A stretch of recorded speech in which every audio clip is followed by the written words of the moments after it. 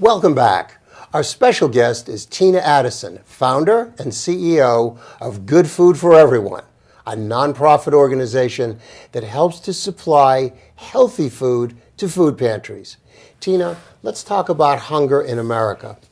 Please give us an overview of what our country is up against in its critical fight against hunger. Let me start by defining hunger. Hunger is a physical, nutritional, and economic state. Simply put, hunger hurts your body, your mind, and your pocketbook. The United States population is approximately 312 million people. According to USA Today, 50 million people in our country are living in hunger. Of those hungry, 34% are children, 60% are adults, and 6% are our seniors. Rob, the bottom line is that we have 1 in 6 Americans who are living with hunger. This is so frightening. Of those 50 million in America, USA Today states that 37 million, that's 74% of the hungry, utilize food pantries. In America, our government spends 43 cents of every dollar on health care. This is a huge amount of money, and it overburdens the United States financial system. Under the healthcare umbrella, these food pantries are helping to alleviate hunger, yet not always providing the most nutritious food choices.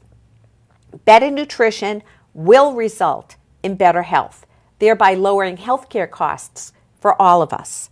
That's encouraging. Would you give us a picture of what food pantries are really all about? Yeah.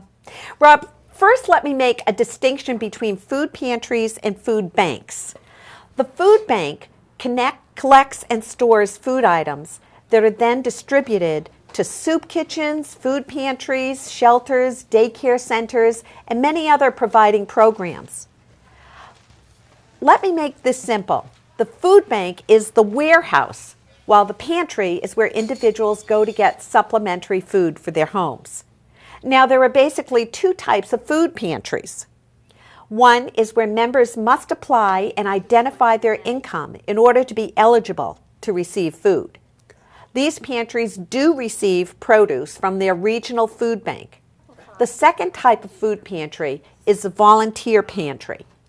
These are often much smaller in scope, and members are not required to identify their financial needs.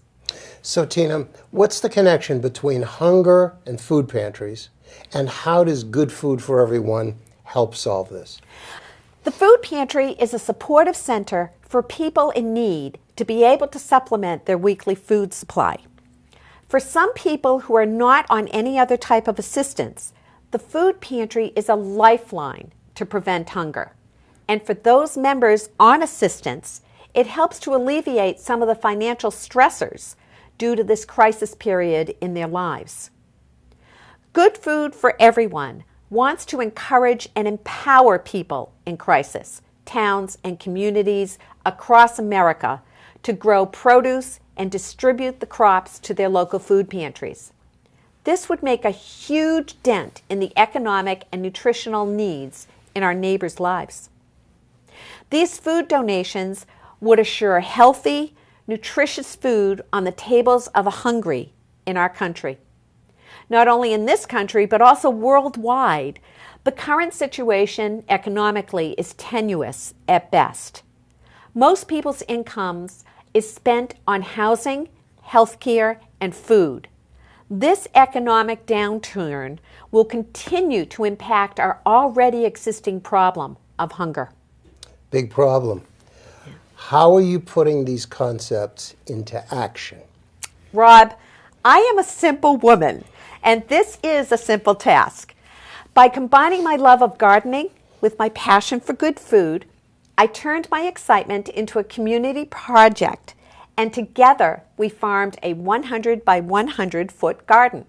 This garden provided more people than we could have imagined with nutritious fresh produce for over 4 months, our first year.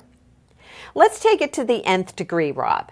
Just imagine if each of the 30,000 incorporated cities and towns in America had their own volunteer community garden, what an awesome difference we could make to alleviate the nutritional and financial stressors of our neighbors in crisis. It would be awesome. It really would. Yeah. There's lots of hope, as you're hearing.